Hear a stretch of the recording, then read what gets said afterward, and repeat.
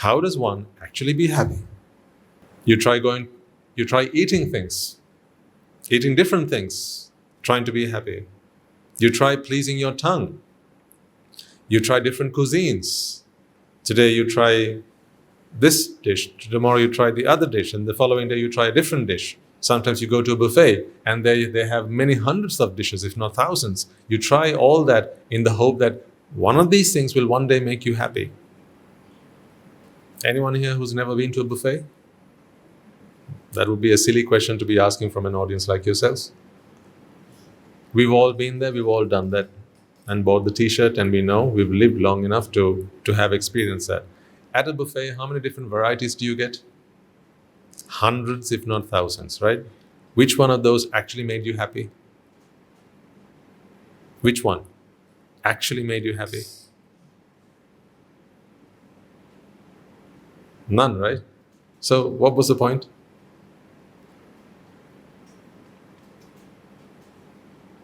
The point is, you're looking for it. And you can't be faulted for that. You want to be made happy, but you don't know how to exactly be happy. So you keep on trying out different things. This is all trial and error. The thing is, it is quite literally that trial and error. That's it. It's always error. Because the feedback you're getting from the outside world doesn't seem to teach you a lesson. Otherwise, when you trial something and you get feedback, this doesn't work, then you must give up on that. But no, we just keep on trying different things. And sometimes what we tend to do is we just keep going round in circles.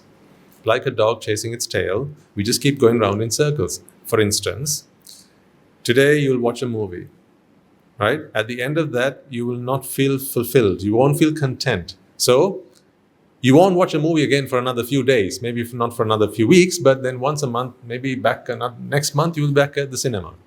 Because you've tried everything. Watch a movie, listen to the songs, be with friends, go out, go to a restaurant, go to a party, go to a club, do this, do that, and then watch a movie again. This is what we seem to keep doing. We just keep going around in circles. Of course, you don't always keep on watching movies. You try different things. That's variety. You need that variety. But unfortunately, it's the same stuff that you can just keep on jumping from one to the other. And so you just keep going round in a circle. There's not a single thing, ladies and gentlemen, that you have done so far that you have felt, yep, that's it. If I can just keep on doing that for the rest of my life, I will be happy. Is there anything like that you can think of? Just one thing that you have found, you've discovered, if you can just keep on doing that one thing for the rest of your life, you will be happy. There is no such thing, unfortunately. See how elusive it is. It seems to be like God's playing tricks on you. You seem to be stuck in a riddle. It's a maze that you're stuck in. You're turning left, you're turning right, you keep going forward, then there's a dead end there. You turn around, come back again, turn left, turn right. You're stuck in a maze. You're trying to get out of this somehow, but you just keep on going round and round and round. Every turn you make now, you have lost hope. Name one thing you haven't tried yet that someone else hasn't. Anything you have done, anything you have left to do, I promise you this, someone else has already tried it. Ask them and they'll tell you, don't bother. I mean, don't you feel that we as human beings, although we claim to have a lot of intelligence, we don't really use it that much. Think about this for a second. In society, you have the poor, you have the reasonably rich, and then you have the rich. Okay, so broadly speaking, this is not an accurate description of society, but broadly speaking, you have the poor, you have the average, and then you have the rich. Okay? So I'm talking about three groups of people. There's the poor, there's the average, and there's the rich, right? My question is this. Is there anything that the poor, let's start with that, is there anything that the poor are yet to try? I mean, there are lots of things that are yet to try, that they're yet to try, but is there anything in their bucket list of things that they are going to try, that they want to try, which the average rich haven't tried to be happy with? No, because they have the means to have tried all those things that the poor would like to, are planning on in the future at some point. They've all tried that. They've all tried that.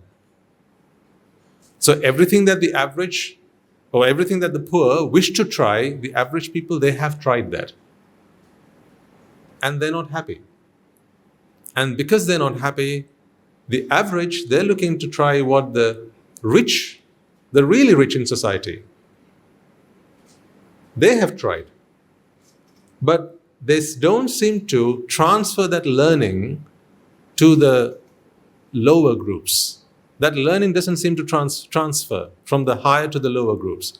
And so every group in society, they just keep on hoping that if we can simply either earn enough, know enough, get around enough to try what the other group has tried, has experienced, then we will one day be happy. But unfortunately, ladies and gentlemen, even the super rich, the ultra rich, if you like, even they have to keep on doing things to be happy. There's no one in this spectrum of society, there's no one in this spectrum who's actually found one thing that they can just keep on doing every day, day in, day out, that'll keep them happy. Even the super rich, even the ultra rich. Today, they will do one thing, tomorrow they have to do something else.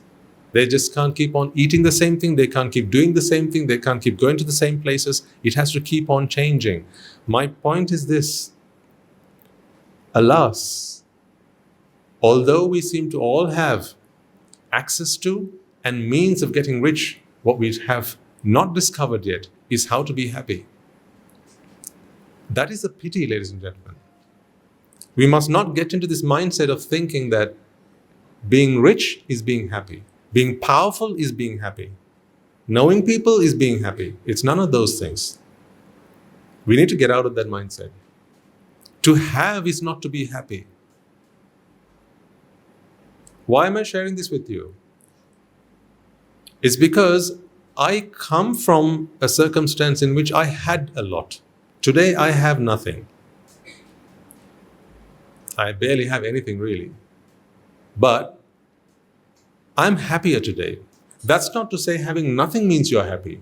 That's not to say that either. If by that token, then the poorest people in society, they must be happy, mustn't they? The beggars on the streets must be the happiest people alive. That's not true either. It's got nothing to do with happiness, is what I'm trying to say. I want to help you figure out a way by which you can be happy without being dependent on the things that are around you. Because if you can discover that way of being happy, ladies and gentlemen, then you become an independent person.